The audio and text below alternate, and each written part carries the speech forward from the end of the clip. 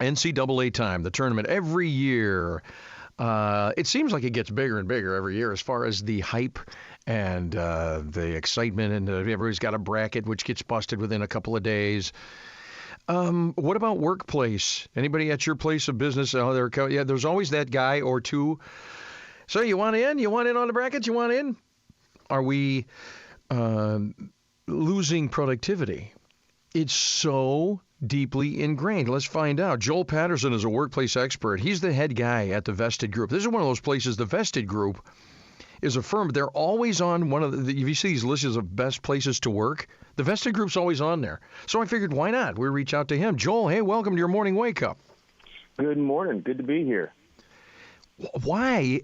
Has March Madness always been a workplace productivity killer, or is that fairly recent? I mean, I'm 51 years old. I don't remember it not being a distraction. I mean, when I got out of college, it was already a big deal.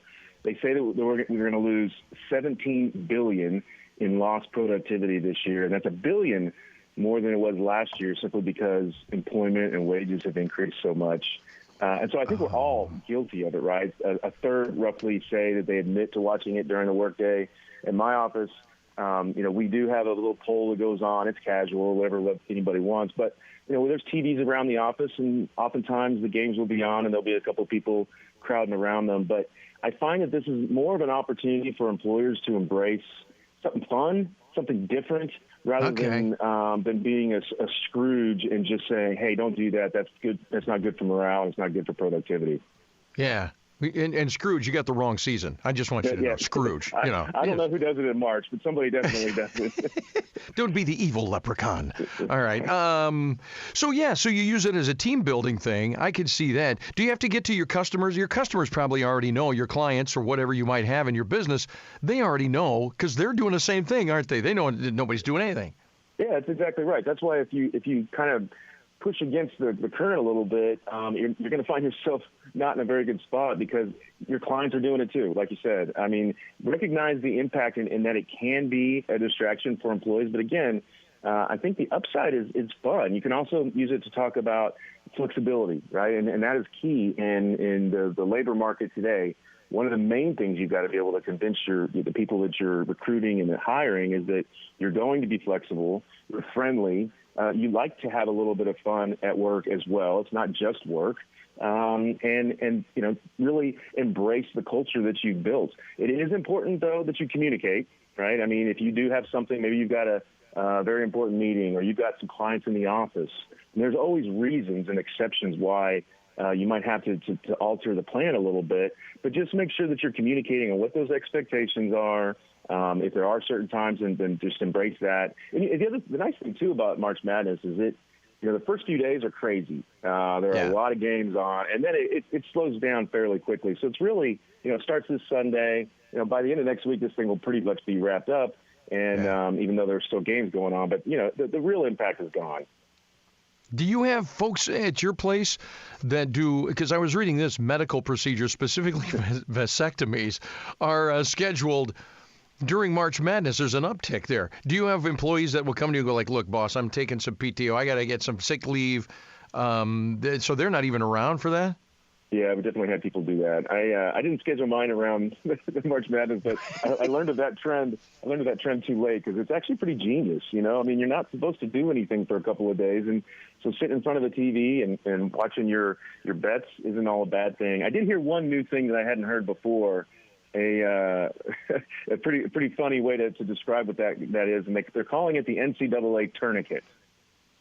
Okay, what? Okay, go ahead. Go ahead. No, I mean, that's it. That's the whole thing. The tourniquet instead of the tournament when they're talking about the vasectomies. And a lot of these doctors actually have promotions and things that they run during this time of year because they know that a lot of people, it makes sense to go ahead and sit on the couch for a couple of days.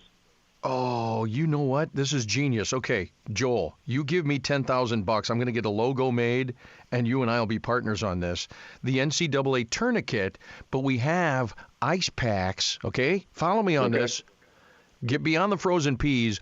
we get ice packs with your favorite team logo on it. We'll get a licensing thing going, but, huh? Yeah, that's genius. I'm in. You tell me where to spend my money, and let's go. It'll perform better than what my picks are in the tournament. I can guarantee that. You're going to share your picks with us or no? No, not a chance. No way. That's like telling you who I voted for. Yeah, I'll be honest with you, true. I haven't even done it yet. I'm one of those NCAA followers who just hits the random button and then maybe makes a couple of changes. But I have fun with it, right? I mean, it's a reason to watch NCAA basketball when even for people like me that don't watch it a lot during the year, it gives you an opportunity to catch up on who's playing. I wonder what it is about that tournament, though, that intrigues us. Because, yeah, there's hype around, say, the Masters or the Super Bowl or any other sporting event.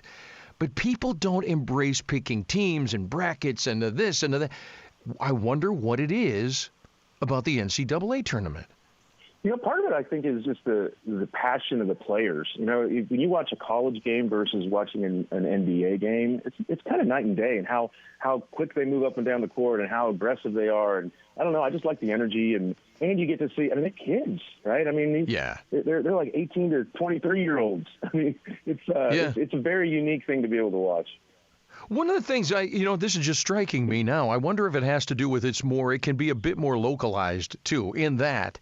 If you like, say, the Lions, well, that's Detroit, yeah, and that's your state, yeah. But you can get real localized with a college. Maybe that's it. I think that's a big part of it, too. Because whether you went to college or not, you had a local college most likely. And if they made the tournament, even if they didn't make the NCAA, if they made the NIT, they're not as good at teams, but they're still great teams. And there's always something to root for there, too. Oh, now see, you've ruffled feathers saying they're not as good at teams. See, you had to go there. I had to get controversial at the end, right? Yeah, sure. That's the way we thrive. Joel Patterson is an expert in the workplace.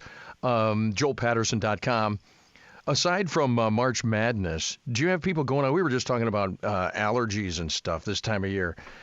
Springtime, maybe this is a big sick time of year. Sick leave. You get a lot of people out with allergies. Seems like they're worse this year. Oh, yeah, we definitely do that. We have unlimited PTO, and so it's a little bit different. We don't worry about it quite so much, but there's absolutely seasons where there tend to be a lot more people. There's also spring break going on, a lot of people are out already just with their kids and family and enjoying the outdoors, but there's always something to distract you. Okay, as we wrap up, you as the guy who's a head up of the vested group, and I mentioned you guys are always on one of these best places to work lists and stuff, and I think we've seen that just from some of your answers here. For folks listening who maybe have a business, small business, how do you do that? Best people want to come to your place. Why? I think we're a culture-first organization, and the main thing I would say is just being intentional about how you treat your employees. I mean, you don't have to overcomplicate it. I think if you created a place where you would want to work, you treat people with respect, you communicate, and most importantly, you give them a purpose. Everybody really, it sounds kind of soft, but everybody does want to know that they feel like what they're contributing day in and day out is actually making a difference in somebody's lives. And as long as you can demonstrate that and you can treat people well, you'd be surprised at how good the results will be. Man, there you go. That's gold right there. We got that for free, people. And Joel and I will be business partners with the team logoed ice packs for vasectomies. You never thought you'd get involved with I almost said disc jockey. I'm not a disc jockey anymore, but a radio guy. Business. I didn't think I'd be making money today. Not this morning. Be careful. Anyway. All right, send me a check, $10,000. I'll get it started, okay? You got it. I appreciate it. I'm probably wrong. Joel, have a marvelous day. Thanks, buddy. Do the same. Thank you.